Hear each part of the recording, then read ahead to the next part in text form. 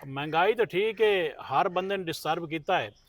ਇਹ ਸਟੂਡੈਂਟਾਂ ਦਾ ਸੁਣੋ, ਇਹਨਾਂ ਇਹਨੂੰ ਭਲਾ ਕੀ ਲੋੜ ਪਈ, ਪਹਿਲੇ ਇਹਦੀ ਗੱਲ ਸੁਣੋ ਤਾਂ ਮੁੜ ਤੁਹਾਨੂੰ ਦੱਸੇ ਸੀ ਵਜ੍ਹਾ ਕੀ ਹੈ, ਮੈਨੂੰ ਕੀ ਆਉਂਦਾ ਹੈ ਜੀ सर ਸੁਝਾਅ। जी मसला ये है भाई, अगे तो पेट्रोल आई सस्ता तो उसले मैं मेरा भादे तकरीबन 70 किलोमीटर बन जाता आवन जावन का।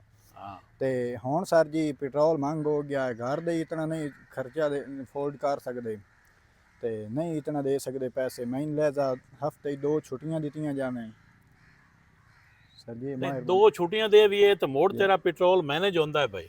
नहीं मुड़ सर जी कोई बचत बन जासी, हुण तो घर दे ही नहीं देंदे आंदे नसी इतना किदू लाया भी है।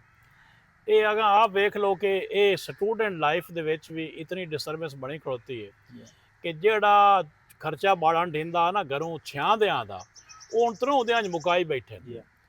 ਹੁਣ ਜਿਹੜੇ ਪਿਛਲੇ 2-2.5 ਦਿਨ ਉਹ ਇਹ ਆਂਦੇ ਨੇ ਸਾਨੂੰ ਛੁੱਟੀ ਦਿਓ ਜਨਾਬ, ਘਰ ਦੇ ਤਾਂ ਦਿੰਦੇ ਨਹੀਂ ਪੈਸੇ, ਪੈ ਤੇ ਭੱਦ ਢੇਰ ਸਾਰਾ ਹੈ, ਪੈਦਲ ਤਾਂ ਵਿੰਦਾ ਨਹੀਂ। ਉਹ ਦੌਰ ਹੋਰ ਆਣ ਜਦੋਂ ਮੁਲਕ ਢੇਰ ਸਾਰਾ ਕਿਤਨੇ ਕੋ ਜਿਹੜਾ ਪੈਦਲ ਵੀ ਕਰਕੇ ਵਗ ਜਾਂਦਾ।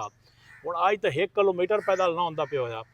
ਇਹ ਮਹਿੰਗਾਈ ਦਾ ਹਾਲ ਹੈ, ਇਹ ਪੈਟਰੋਲ ਵਧੇ ਦਾ ਅਸਰ ਹੋਇਆ ਖੋਤਾ ਹੈ, ਜਿਹੜਾ ਕਿ ਇਹਨਾਂ ਬਾਲਾਂ ਤੇ ਵੀ ਲਾਗੂ ਹੋ ਗਿਆ ਜੀ।